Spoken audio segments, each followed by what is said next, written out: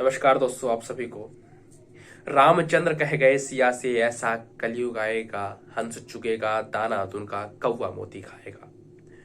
दोस्तों, 5000 साल के हिंदू सनातन संस्कृति पर कभी भी राजनीति का धर्म रहा, लेकिन धर्म की राजनीति नहीं रही। हिंदू सनातन संस्कृति में जब भी किसी राजकुमार का राज्याभिषेक हुआ करता था, तब उस राज्य का कुल पुरोहित उस राजकुमार के हाथ में एक सोने का दंड देकर कहते थे, सर्वदंडवसी। हे राजन, पृथ्वी पर मनुष्य के रूप में आप ईश्वर की अवधारणा है, आप ईश्वर के प्रतिनिधि हैं, आप चारों वर्णों के दंड के अधिकारी हैं। आप चाहे ब्राह्मण, क्षत्रिय, शूद्र, वैश्य, किसी भी वर्ण को आप दंडित करें, किसी भी वर्ण को आप पुरस्कृत करें, आप उसके अधिकारी हैं।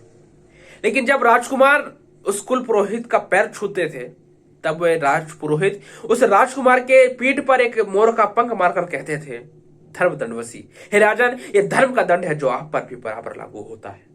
ये हमारी अवधारणा थी, लेकिन पिछले 70 सालों में हमारी धर्म दंड कमजोर हो चुका, हमारा धर्म दंड कमजोर हो चुका है। दोस्तों, यह देश उस मर्यादा पुरुषोत्तम भगवान राम का देश है, जिसने पग पर मर्यादा रखी।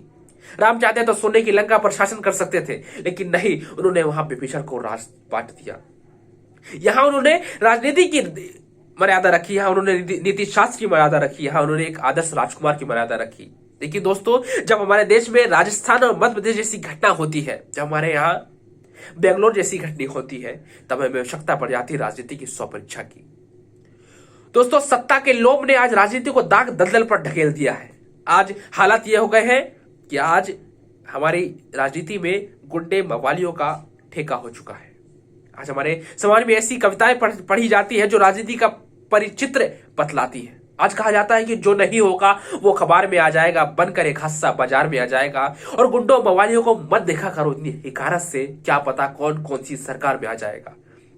दोस्तों, आज देश में ऐसा हाल हुआ कि गुंडे मवालियों के सर मुखियों का ताज हुआ। आज हमारे समाज में ऐसी राजनीति की ऐसी छवि बन चुकी है कि लोग नेता को गाली कहते हैं। वो नेता जो हमारे लिए आगे चलने के लिए, हमारे मार्ग प्रशस्त करने के लिए था। राजनीति कोई अप्रासंगिक वस्तु नहीं, राजनीति तो युग धर्म है। यहां से भारत माता का मार्ग प्रशस्त होता है विश्वगुरु बनने का। लेकिन आज हालत तो यह हो गया है हमारी राजनीति का कि कोई फर्क नहीं पड़ता, राजा राम हो या रावण, जनता तो बेचारी सीता है। अगर रावण राजा हुए तो वनवास से हर ली जाएगी, और राम राजा हुए तो अग्नि परीक्षा ली जाएगी। कोई फर्क नहीं पड़ता, राजा हिंदू है मुस्लिम, जनता तो बेचारी लाश है। अगर हिंदू राजा हुए तो जला दी जाएगी, और मुस्लिम राजा हुए तो दफना दी जाएगी। आज जनता का यह हाल हुआ। आज राजनीति के दलदल से बाहर निकालने की जिम्मेदारी इस देश के युवाओं की है। आज इस युवाओं को चाहिए उस राजनीति का हाल बदलने का, जो बेहाल पड़ा हाल है उसको हाल सुधारने का। राजनीति पर युवा जाए, राजनीति पर अपनी सोच, अपनी जो युवा सोच है उस युवा पर अपनाने की। महात्मा गांधी के अनुसार धर्म विहीन राजनीति एक मृत देह के समान है, जहां धर्म का अर्थ नैतिकता है। आज नैतिकता शून्य राजनीति हमारे समाज के आदर्श समाज की, भारतीय समाज की छवि बिगाड़ रही है। कहीं धर्म के नाम पर राजनीति होती है, तो कहीं हिंदू मुस्लिम को लड़वाकर तुष्टीकरण की,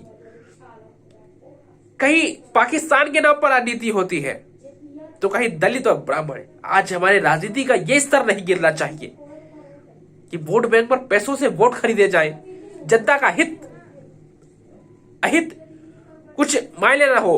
हमें राजनीति का ये नहीं, हमें गांधी की राजनीति, हमें तो मर्यादा पुरुषोत्तम भगवान राम की राजनीति का आदर्श हमें समझना चाहिए।